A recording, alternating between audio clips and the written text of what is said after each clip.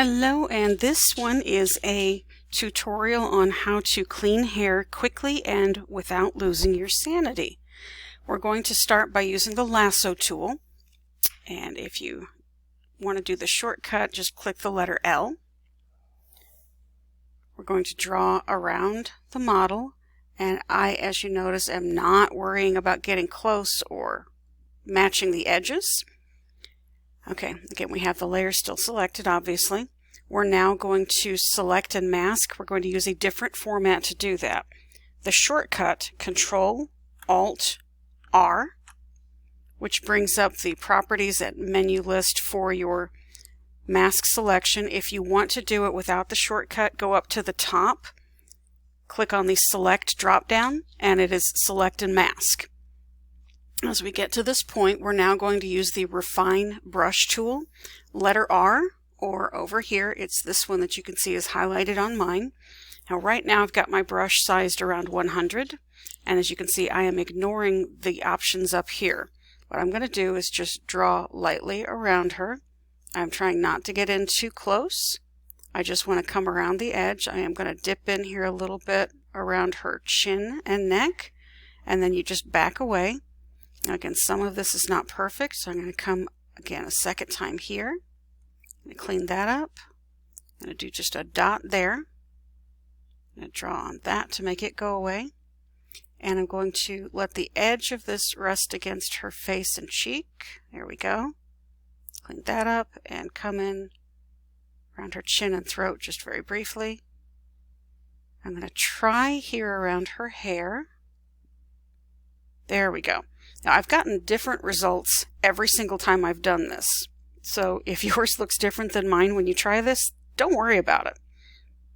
The next thing I want to do, come over here to the panel for the layer mask, and if you have a newer version of Photoshop and it gives you the option to decontaminate colors, absolutely select that. It's very helpful. It is not a necessity, it's just a simplification.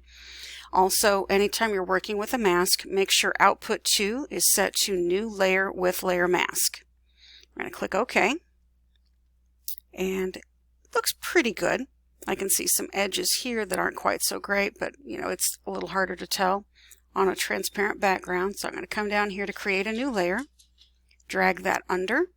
I'm going to fill this with color, Shift F5, and foreground color I already know is a nice blue that's a good contrast. So what I'm going to do is come up here, I'm going to click on the mask layer to select that.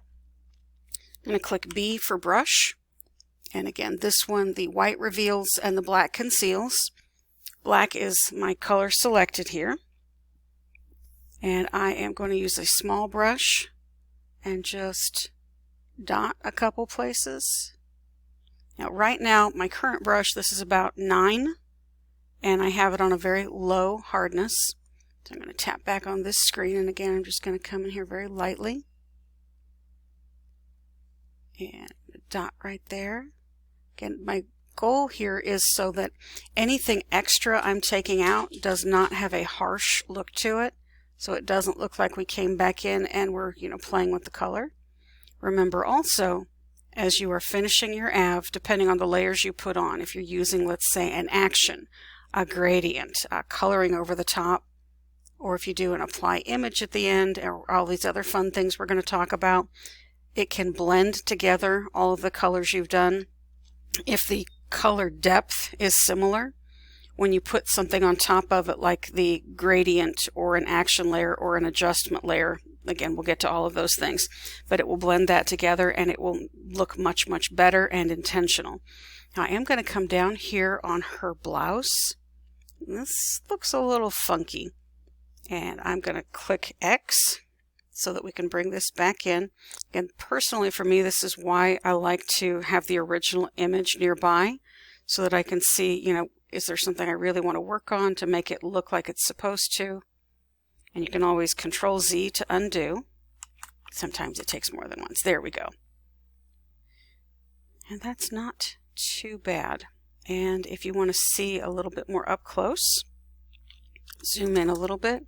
300 was a little bit big for this. I'm actually going to come down to 200. There we go.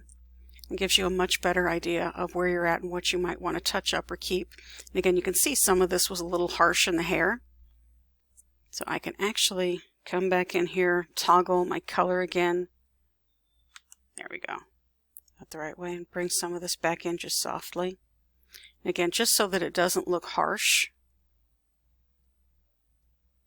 And again, you can always sample that color later and fill some of it back in. Just pull from the existing hair so that it looks very natural, but to cover up some of these splotches from the background that are peeking through, because this is just such a pretty image. Okay, and I'm going to toggle again with the black so that I can cover up some of this. And again, at this point, it's really preference how much you want to allow to show. But you can see we have a lot of this fringe work here that actually matches the original image. And I personally think it's really pretty, but some of it looks very fuzzy. But again, work to your preference.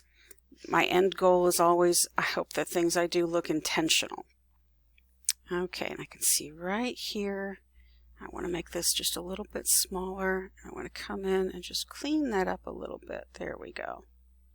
And again, light touch is always better. And I can see now too, around the eyebrow here, we actually lost. So again, I'm just going to draw that in.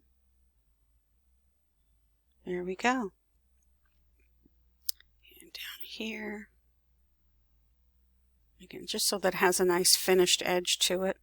Sometimes zooming in on things shows you way more than you wanted to see. And every image is different. And obviously, the smaller the finished product, the less visible mistakes will be. But isn't this so much easier than how we were doing it?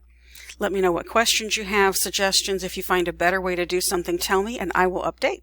Thank you very much.